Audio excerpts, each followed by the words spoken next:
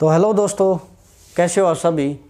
तो जो अपना सीईटी का एग्ज़ाम, उसके लिए आपको डेली के 5 क्वेश्चन मिलेंगे, ठीक है। और वही मोस्ट इंपॉर्टेंट क्वेश्चन मिलेंगे। उनमें से जो आज मैं आपको 5 क्वेश्चन कराऊंगा, उनमें से मान के चलो 1 नंबर आपका पक्का है। तो देखो, पहला क्वेश्चन क्या कहता है, 800 रुपये की राशि साधारण ब्याज की दर से 920 रुपये हो जाती है। 3 वर्ष में यदि साधारण ब्याज की दर 3% वार्षिक कम होती तो 3 वर्ष बाद राशि क्या होगी। तो देखो भाई, जो 800 रुपये की राशि हमारी वो कितनी हो जाती है भाई, 920 रुपये हो जाती है। अब ये बोल रहा है कि भाई यदि ब्याज का दर, भाई उसको क्या था, 800 रुपये की राशि थी और 920 रुपये उसका अमाउंट बना। तो अमाउंट बना तो वो क्या होगा भाई, जो 120 रुपये उसे क्या मिला 3 साल में, ब्याज मिला भाई। 800 रुपये पर 120 रुपये क्या मिला, ब्याज, तभी वो 920 हुई। तो अब हम क्या करेंगे, अब ये बोल रहा है कि भाई उसको अब कितने रुपए देने हैं, 920 रुपये। लेकिन वो बोल रहा है कि 3% वार्षिक कम होती ब्याज की दर।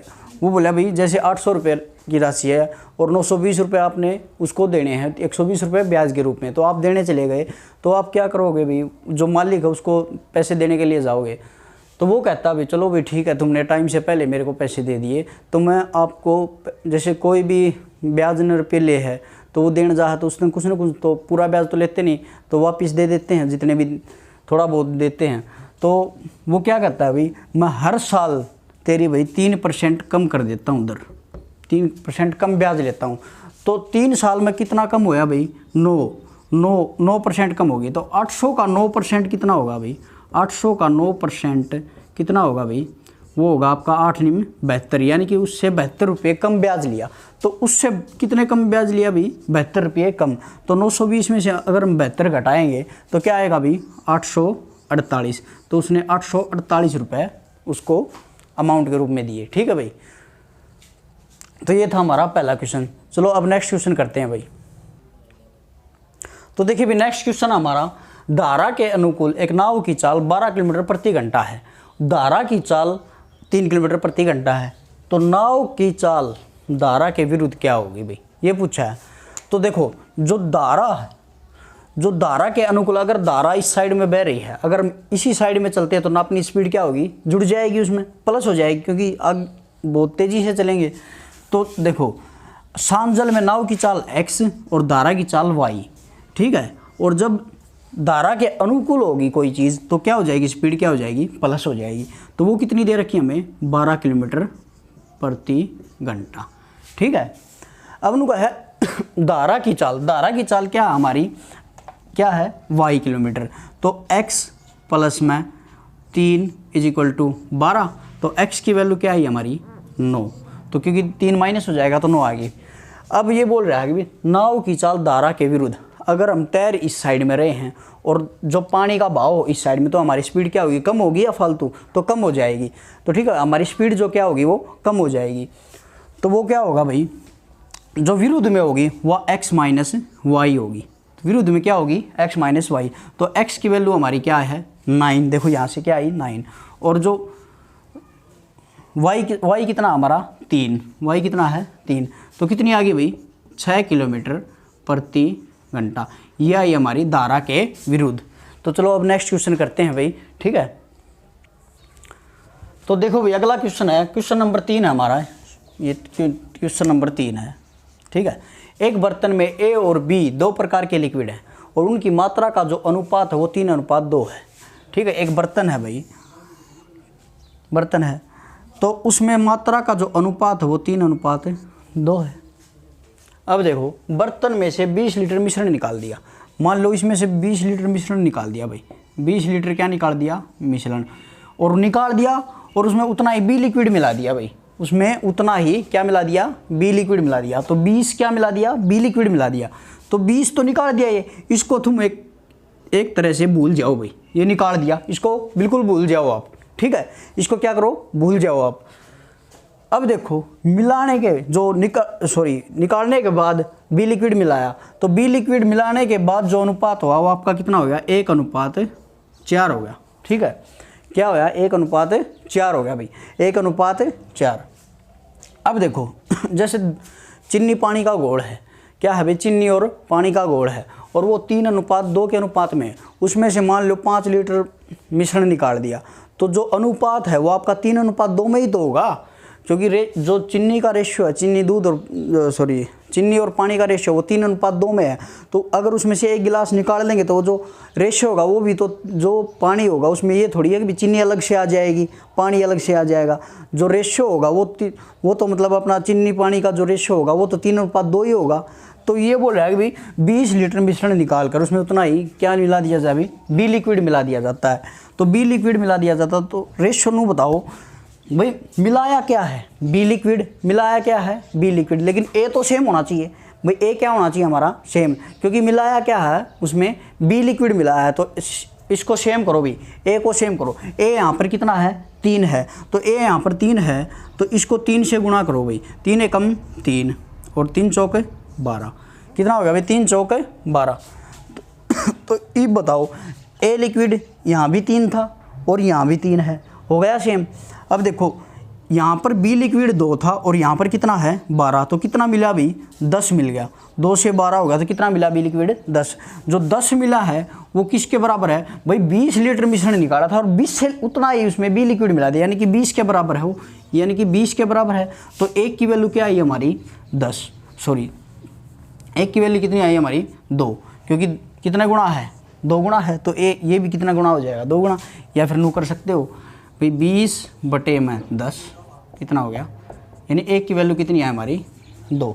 तो एक की वैल्यू 2, एक की वैल्यू 2, तो टोटल मिश्रण पहले कितना था 5, तो 5 बराबर कितना, तो 5 बराबर कितना, तो 5 गुणा में 2 कितना हो गया भाई 10, तो कितना होया 10।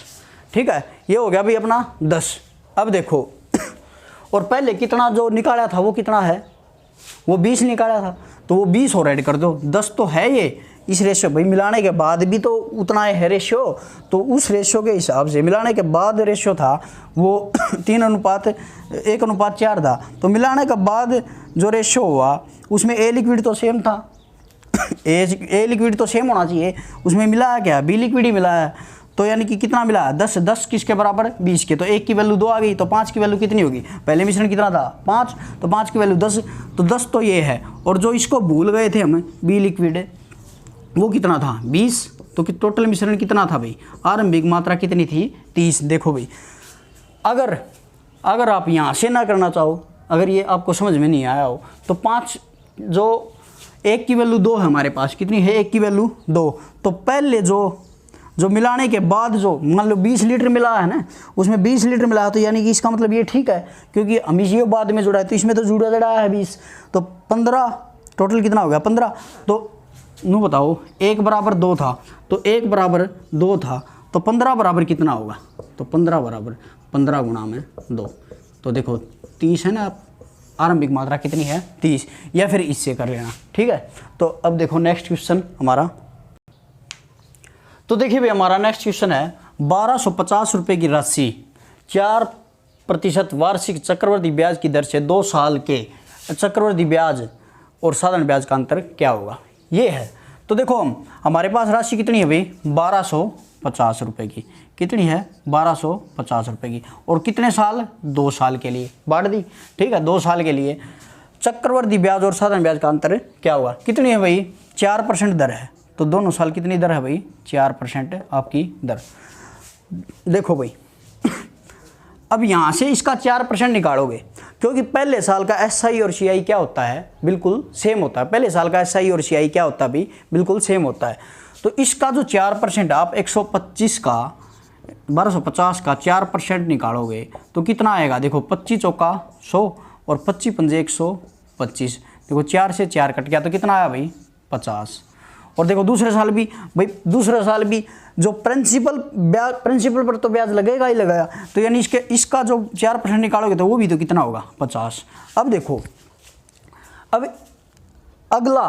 अगले साल तो इस पर ब्याज लगेगा भाई, पहले साल की ब्याज पर ब्याज लगेगा, वो क्या कहलाएगा चक्रवृद्धि। तो पहले साल के ब्याज पर ब्याज लगाएंगे तो इसका कितना करेंगे, देखो 50 का कितना 4% निकालेंगे, तो 50 दूनी 100, 2 दूनी 4 यानी कि 2 रुपये, यानी कि 2 रुपये ब्याज इस पर भी मिलेगा, क्योंकि ये पिछले वर्ष का ब्याज अगले वर्ष के लिए प्रिंसिपल बन जाता है। ठीक है, तो सीआई में क्या होता है, ब्याज पर ब्याज लगता है। तो अब डिफरेंस देखो भाई, अगर 2 साल का एसआई देखे तो 50 और 50 कितना हो गया, एसआई हमारा 2 साल का 50 और 50 100 हो गया। और सीआई क्या होता है, ये टोटल जो होता है ये सीआई होता है, कितना हो गया अभी 50 और 50 100 और 2 102, तो सीआई कितना हो गया 102। तो कितने का डिफरेंस है, 2 का, तो 2 ही हमारा क्या होगा आंसर। ठीक है भाई, जैसे 1250 रुपये की राशि है, 1250 रुपये की राशि है। अब देखो इस पर क्या लगेगा भाई, 4% लगेगा, 4% लगेगा, इस पर क्या लग गया भाई 4% ब्याज मिल गया। और अगले साल ब्याज पर भी ब्याज, यानी कि 1250 का 4% ये क्या हो गया भाई, ब्याज हो गया। तो इस पर भी 4% लगा दो, तो वही हमारा अंतर हो जाएगा भाई, वही क्या होगा हमारा अंतर। देखो 25 पंजे 125, 25 चौका 100, 4 से 4। अब देखो 50 दूनी 100, 2 दूनी 4, देखो डायरेक्ट 2 आ गया भाई, यहाँ से क्या आया डायरेक्ट 2। तो ये था आपका क्वेश्चन नंबर 4। तो नेक्स्ट क्वेश्चन देखिए भाई, इससे अगला क्वेश्चन। तो देखिए भाई अगला जो क्वेश्चन हमारा, एक दुकानदार प्रत्येक 6 वस्तु खरीदने पर 2 वस्तु फ्री देता है, तो बट्टा प्रतिशत बताइए क्या होगा, डिस्काउंट यानी कि छूट प्रतिशत में बताइए क्या होगा। अब देखो मान लो एक वस्तु का मूल्य 1 रुपया, एक वस्तु का मूल्य कितना है 1 रुपया, तो 6 वस्तु का मूल्य कितना होगा भाई 6 रुपये। तो एक बात बताओ, 6 वस्तु खरीदा तो वो 2 वस्तु क्या दे है, फ्री देता है। तो इसका मतलब यानी कि 6 और 2 8 वस्तु देगा, तो यानी कि एक वस्तु का 1 रुपया, तो 8 वस्तु के प्राइस कितना होगा भाई 8 रुपये। तो 8 का माल वो कितना में दे देता है 6 रुपये में, 8 का माल कितना में दे देता है भाई 6 रुपये, क्योंकि 2 वस्तु फ्री दे। अगर एक का प्राइस 1 रुपया है तो 6 वस्तु का प्राइस 6 रुपया, और 2 वस्तु फ्री देता है, यानी 2 वस्तु का भी प्राइस कितना होगा 2 रुपया होगा। ठीक है, तो 8 का माल कितना में दे देता है 6 में, तो कितना डिस्काउंट मिल गया 2 रुपया का, 2 गुणा में 100, लेकिन उसका प्राइस तो एक्चुअल प्राइस तो 8 रुपये है, तो 8 से इसी कर दो, 2 चौके 8, 4 यानी कि 25%। तो कितनी छूट आई उसकी, वह 25%। तो ये थे भी आज के आपके क्वेश्चन, और ऐसे ही आपको अच्छे लगे तो वीडियो शेयर करना ज़्यादा से ज़्यादा, और चैनल को सब्सक्राइब करना। तो मैं आपको डेली ये वीडियो लेकर आता रहूँगा। ठीक है भाई, तो चलो